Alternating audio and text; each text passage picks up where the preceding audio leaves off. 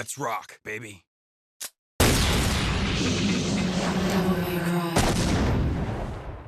I am aware I reviewed Devil May Cry 3 not awfully long ago, but with Devil May Cry 5 coming out as faster than anyone could predict, I want to make sure we take a look at all of the other games before that wonderful, wonderful looking game comes out.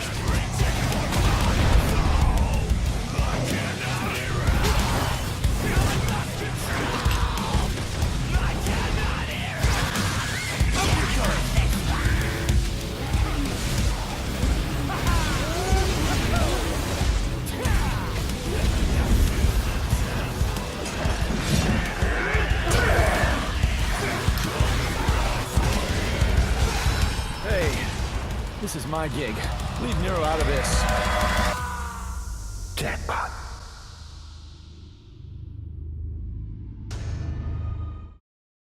So, doing the math, I will be reviewing all of the other games for our next videos, taking a small detour for Darksiders 3 and maybe something else. I wanted to stay away from reviewing a bunch of games from the same series back to back like this, but I figured with Devil May Cry 5 being such a special occasion, I'll let it pass. This time. So, anyways, let's get started. I'm your host, James, and this time on That Game Review Show, I'm going to be taking a look at the classic Devil May Cry. I really don't have a huge amount of history with this specific game. I played it for the first time back in probably 2012, and I was pretty shitty at video games back then, or at least games like this. I played it on easy automatic because I just wanted it done, and I ended up beating it. I don't really remember anything from that playthrough, honestly, only the fact that I found my super old save file on my PS3. However, when the collection came out on PlayStation 4, I did do a quick playthrough of the game, just for shits and giggles. And it's fun. I've played it a little bit here and there on my own, and I have started playing with my buddy Josh on Twitch. He's holding the thing. Is he an enemy? No. How odd. You lied to me. He is an enemy. And so is he. Yep, marionettes. See? Got style. You're cool. Bravo. Absolute. Oh, now you're back to dull. Oh. Well, that's not really what I'm here to talk about. You want to hear about the game, don't you? Of course you do. Unless, of course, you're not watching, in which case this isn't really necessary to point out. We find our hero, Dante, sitting in his office filled with trophies from his many encounters with demons. A pretty stark contrast to the office we found in Devil May Cry 3, that's for sure. A mysterious figure comes into his shop and talks to him, but suddenly she attacks him.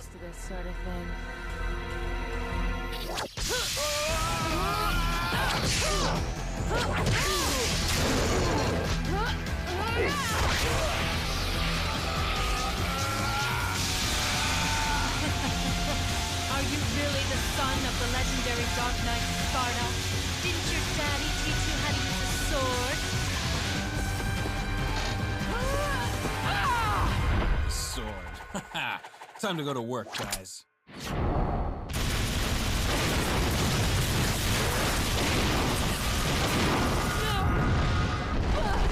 You'd figure after the shit with Arkham, Dante would be a little more wary of strangers waltzing into a shop when he's closed, but that's neither here nor there. The woman shoots Dante with lightning and stabs him through with his sword. As she throws her motorcycle at him, he expels some weird demon energy and shoots at the bike repeatedly with his guns, Ebony and Ivory. The woman jumps back as the bike goes flying, and Dante, still impaled with the sword, approaches her. With his gun raised, he's ready to kill her, but suddenly she asks for help and takes off her sunglasses. To put an end to the underworld. What?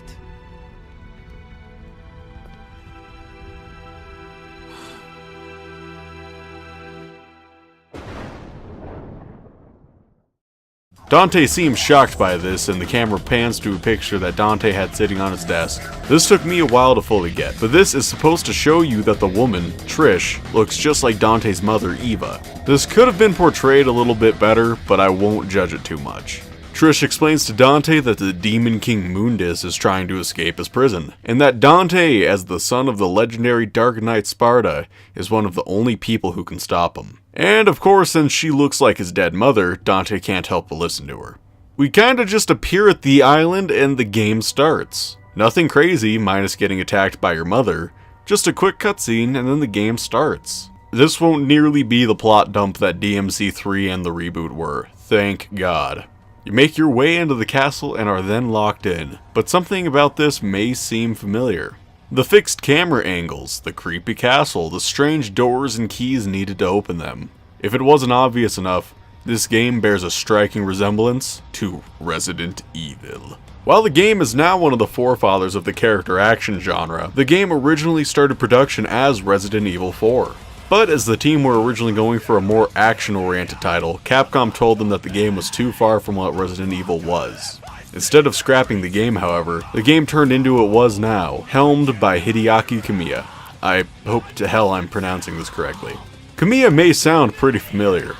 I'm not awfully familiar with all of his stuff, but he did make one specific game that caught a lot of people's attention for questionable reasons.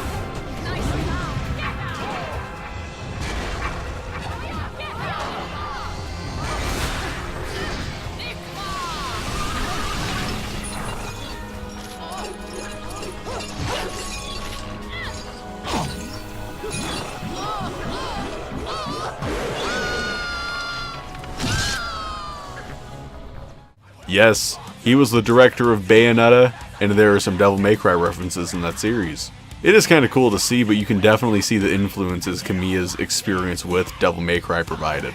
As you explore deeper into the castle, you come across the sword, Alistor, which flings itself into Dante and impales him to the ground.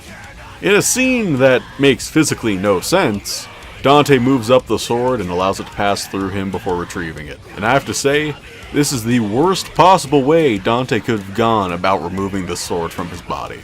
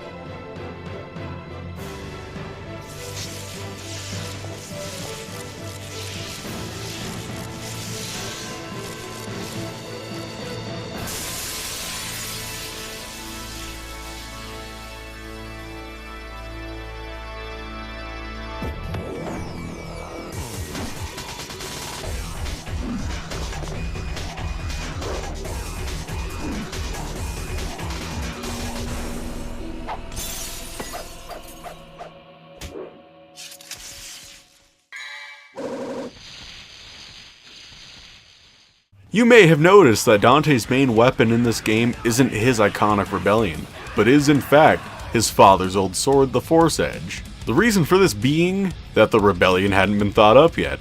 That's Devil May Cry 2. But worry not, you don't have to use Force Edge for that long here, since Alistor is better in literally every way. It has the same combos, it does more damage, and attacks faster than Force Edge. Also, Alistor gives Dante the ability to use Devil Trigger, which makes his attacks even faster and imbues them with even more lightning, making them faster and stronger. Dante fights against the boss, Phantom, a giant lava spider, and then the Dark Knight, Nello Angelo.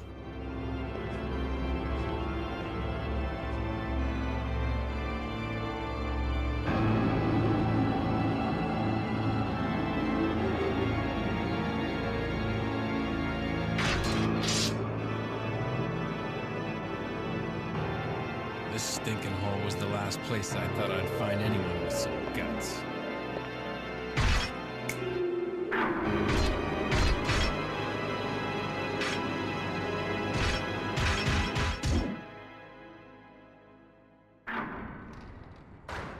Well, technically Nero Angelo, but the translation issues back in the day, it became Nello Angelo. He is about to finish Dante, but Dante's pendant from his mother pops into existence and it causes Nello Angelo to run like a bitch.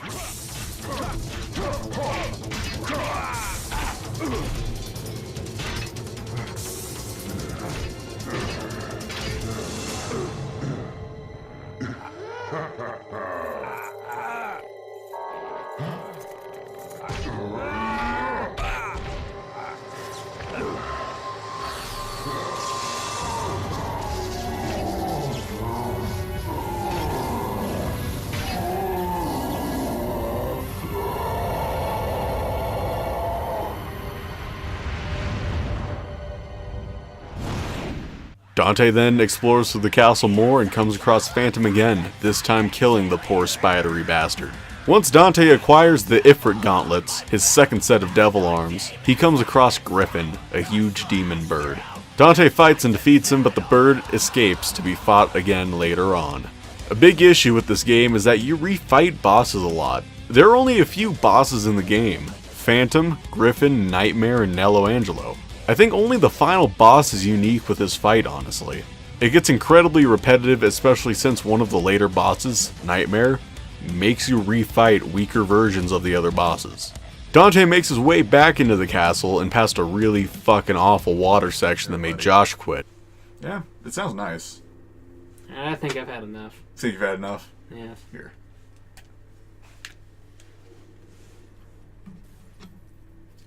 So what do you think so far, at least? Oh, it's a blast. When you're not fighting against the game. And the underwater section doesn't suck absolute ass. The whole castle is pretty much open to you. Using some of the items you got, you make your way through the slightly twisted version of the mansion and make your way to the main castle room. Guess that's what it is. I don't really know what this room would be called. But in this room, you are met by Nero Angelo. Okay, real talk, I wrote Nero Angelo a lot in the script because that's technically what it's supposed to be. I've been saying Nello Angelo pretty much the entire time. So, yeah, just pretend I said Nero Angelo. But in this room, you are met by Nero Angelo, who does some shady voodoo magic and reveals his face, and it's strangely similar to Dante's. After the battle, Nero Angelo dies and leaves behind a pendant identical to the one that Dante has. This is where it's revealed that Nero Angelo is in fact Virgil. See, me very awkwardly putting in the secret scene in my Devil May Cry 3 review wasn't a complete waste. After losing to Dante in 3, Virgil saw Mundus while he was in the underworld and decided to just fight against the Demon King, when he did just get his ass kicked by his brother. With the two pendants reunited, they form the perfect amulet, and with them together, the Force Edge's true form is revealed: Sparta. Yes, Sparta's power embodied into a sword. It's the reason why Arkham wanted the sword in 3, access to the power of the legendary Dark Knight. This sword does way more damage than even Alistair, and it has way more range as well. Interestingly though, this weapon still doesn't give Dante a double trigger, but you can't really argue that it's cool as fuck.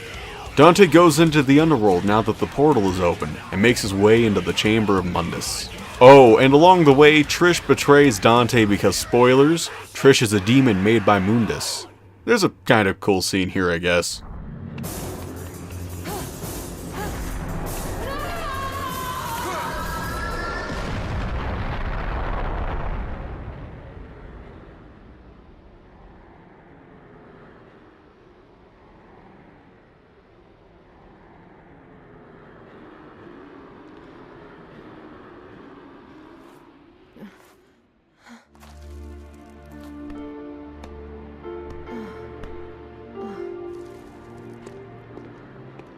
Dante! Dante, why did you save my life?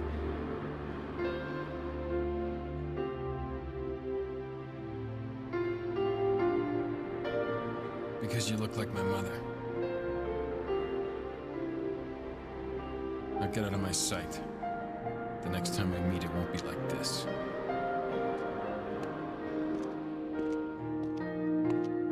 Dante! Don't come any closer, you devil! You may look like my mother, but you're nowhere close to her. You have no soul. You have the face, but you'll never have her fire!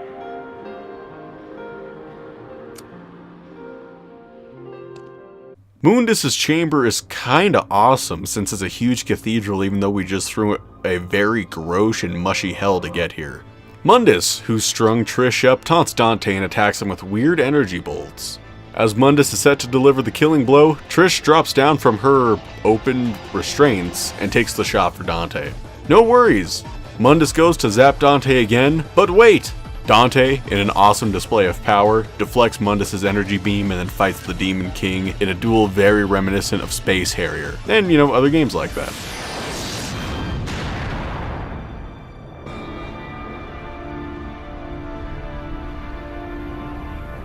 How much longer are you going to keep zapping? Come out and show yourself, Mundus! Bayonetta did this a few times as well, so clearly Kamiya really loves these games. This section kinda blows, honestly. Then you are put in an arena with Mundus where you need to grind some Devil Trigger to allow you to hit him. While cool in concept, the execution is kind of annoying. After defeating the Demon King, Dante goes back to the cathedral and does one of the most iconic scenes in gaming.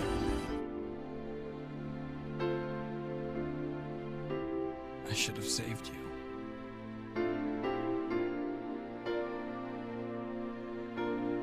I should have been the one to fill your dark soul with light!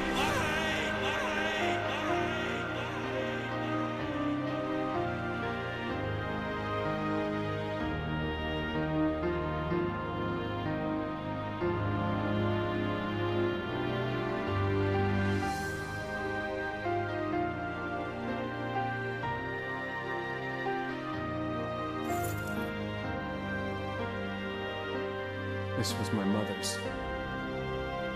Now I'm giving it to you.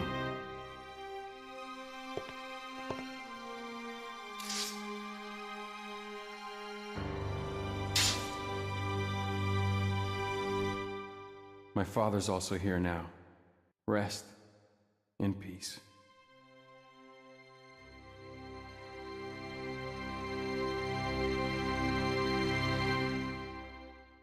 After leaving and a bit of an escape sequence, Dante runs through the remains of the castle until Mundus breaks his way through into the real world, deformed and gross. I'm not going anywhere! Besides, there's no place to go! Look around! This'll be your burial ground as well!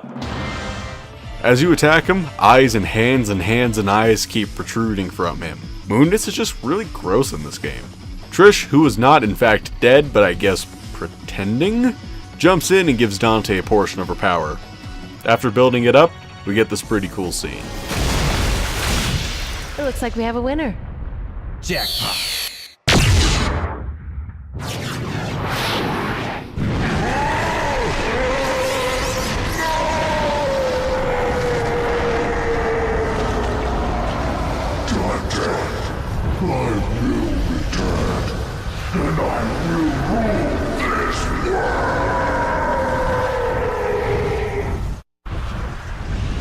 Goodbye.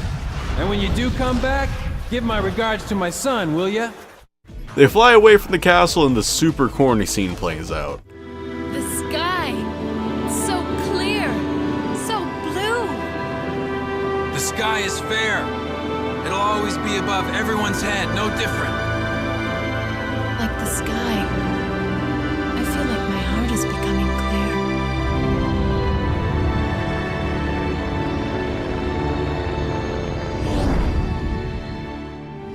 Let's not forget, though, the Underworld's evil is still alive. They will someday return. There's no need to worry, right? 'Cause the world has the legendary Dark Knight Dante. And his sidekick.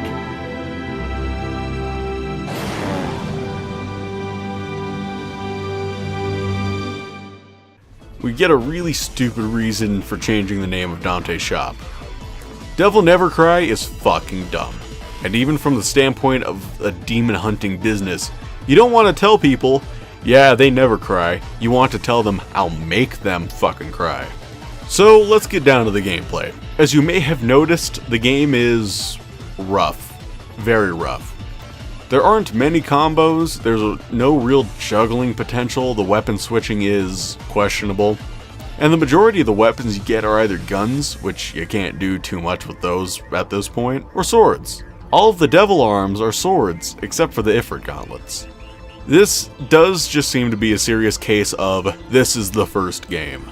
And as far as first games go, it really sets down the groundwork that Devil May Cry 2 ignored, and 3 later went back to.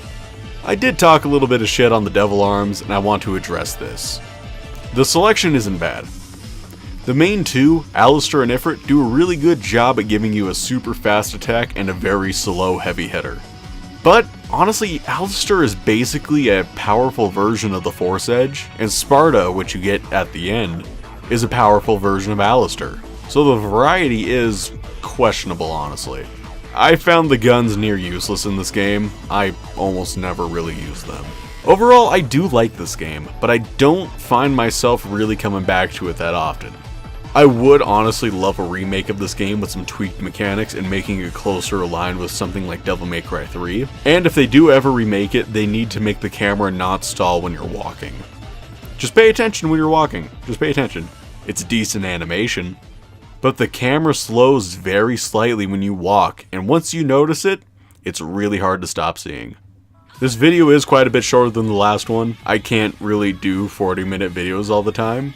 And I don't really feel like there's that much to talk to with this game. Anyways, come back next time I host, and we'll be taking a look at the game everyone seems to hate, Devil May Cry 2. Spoilers? I don't hate it that much.